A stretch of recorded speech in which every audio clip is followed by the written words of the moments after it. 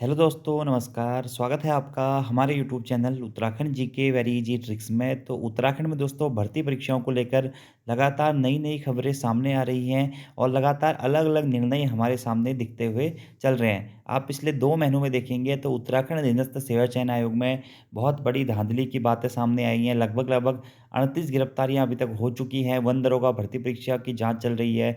स्नातक स्तरीय भर्ती परीक्षा की जाँच चल रही है।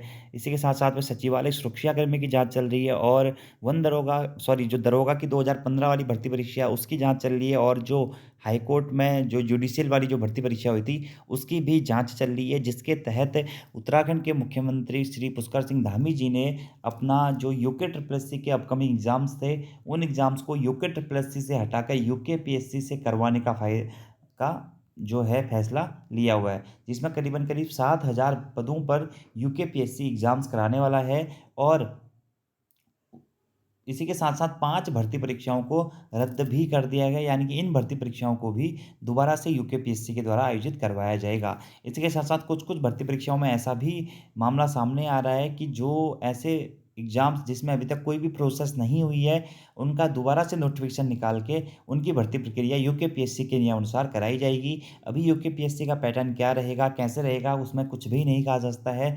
लेकिन दोस्तों जहाँ तक संभावनाएँ हैं, पैटर्न यूके ट्रिपल एससी के हिसाब से ही रहेगा।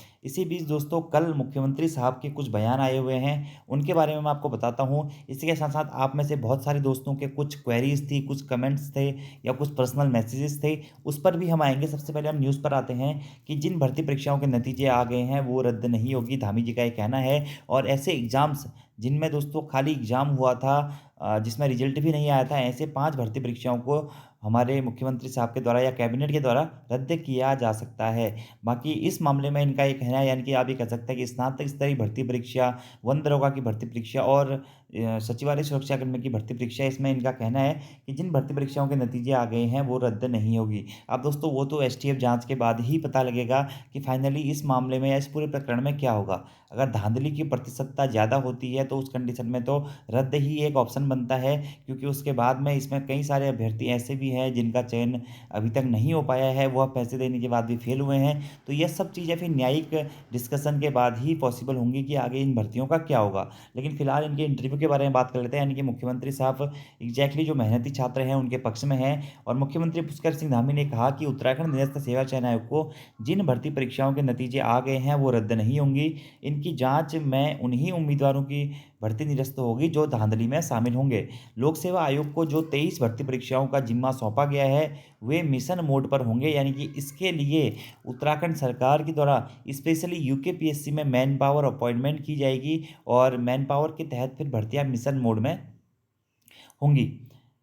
अमर उजाला से विशेष साक्षात्कार में सीएम ने भर्ती मामले, रोजगार, सरकार की प्राथमिकताओं और ज्वलंत मुद्दों से जुड़े प्रश्नों के जवाब दिए, जिसमें इनसे प्रश्न पूछा गया था कि अधीनस्थ सेवा चयन आयोग की भर्तियों में सिलसिलेवार ढंग से गड़बड़ियां मिली हैं, इनकी जांच करवाने का ख्याल कहां से आया। तो इनका ये कहना है कि कुछ नौजवान इनके पास में शिकायत लेकर आए थे और उसके बाद में इन्होंने एसटीएफ को मामले की जाँच सौंप दी और अब तक इसमें 37 गिरफ्तारियाँ हो चुकी हैं।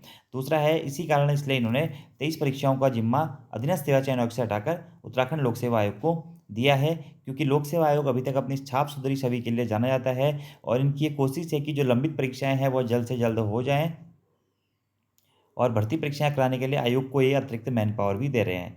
उनका क्या होगा जिन्होंने ईमानदारी से परीक्षा दी थी? तो मैं स्पष्ट कर दूँ कि जिन परीक्षाओं के नतीजे आ चुके हैं, उन्हें रद्द नहीं किया गया है। एसटीएफ की जाँच में इन परीक्षाओं में जो भी लोग दोषी होंगे, उन्हें छोड़कर बाकी उम्मीदवारों को जॉइनिंग दी जाएगी। अगला प्रश्न है इनसे कि अधीनस्थ सेवा चयन आयोग की अब क्या भूमिका होगी? क्या इसे भंग किया जाना चाहिए? मेरे लिए सबसे महत्वपूर्ण बच्चों का भविष्य है। जो सही है, वे सब किया जाएगा। पहली प्राथमिकता राज्य के होनहार मेहनतकश बेटे-बेटियों को स्वस्थ, पारदर्शी और समयबद्ध भर्ती परीक्षा कराने का माहौल देना है, इसीलिए इन्होंने यूकेपीएससी से भर्तियाँ करवाई हैं। उत्तराखंड अधीनस्थ सेवा चयन आयोग की भर्तियों की जाँच सीबीआई को सौंपने की माँग भी उठ रही है। यह मामला न्यायालय में है। एसटीएफ की जाँच सही दिशा में है, आगे जैसी ज़रूरत देखा जाएगा वैसा होगा, ठीक है? अगला प्रश्न इनसे पूछा गया था, इस मामले में यह भी संदेश हो गया कि आयोग की भर्तियों में घपले ही घपले हैं, सरकार के लिए ये थोड़े असहज स्थिति हो गई है। देखिए, पूर्व में हुई भर्तियों में घपले नासूर बन गए थे, इस पर किसी ने ध्यान नहीं दिया।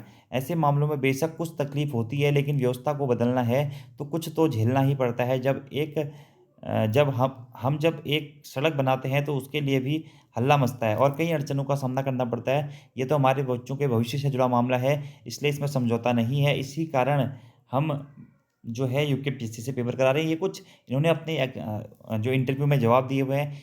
तो भर्ती में अनियमितता से संस्था की गरिमा पर सवाल उठ रहे हैं, इसे आप किस तरीके से देखते हैं? तो इसमें मुख्यमंत्री साहब का जवाब आया हुआ है कि जैसे ही मुझे इसके बारे में पता लगा तो मैंने विधानसभा अध्यक्ष से जाँच कमेटी का अनुरोध किया और जाँच कमेटी गठित की गई है। मामला चाहे किसी कालखंड का हो, जहाँ अनियमितता होगी, वहाँ कार्रवाई ज़रूर होगी। तो ये कुछ स्टेटमेंट थे मुख्यमंत्री साहब के कलम और उजाला में। बाकी दोस्तों देखिए, आगामी एग्ज़ाम्स को लेकर के कैलेंडर तैयार कर भर्ती परीक्षा शुरू करेगा आयोग। मुख्यमंत्री साहब ने बयान दिया है और जल्द से जल्द इनका द्वारा ये कहा गया है कि जल्द से जल्द यूकेपीएससी के द्वारा जो लंबित एग्ज़ाम्स हैं या जो 7000 पदों पर भर्ती परीक्षाएँ होनी है, उनका जल्द से जल्द एडवांस में कैलेंडर जारी किया जाएगा और उनके एग्ज़ाम्स पैटर्न पर करवाए जाएँगे, ठीक है? और ये सभी परीक्षाएँ अधीनस्थ सेवा चयन आयोग की जगह पे पूरी करवाएगा, जिनमें अलग-अलग चरणों के परिणाम जारी हो चुके हैं। अगर परिणाम जारी हो चुके हैं, तो वो अधीनस्थ सेवा चयन आयोग कराएगा, लेकिन अगर चयन प्रक्रिया पूरी नहीं हुई है और सभी परीक्षाएँ जिसमें अधीनस्थ सेवा चयन आयोग ने आवेदन लिए हैं, उनमें लोक सेवा आयोग की परिधि में जाने के बाद पुनः विज्ञप्ति प्रकाशित करने की दिशा में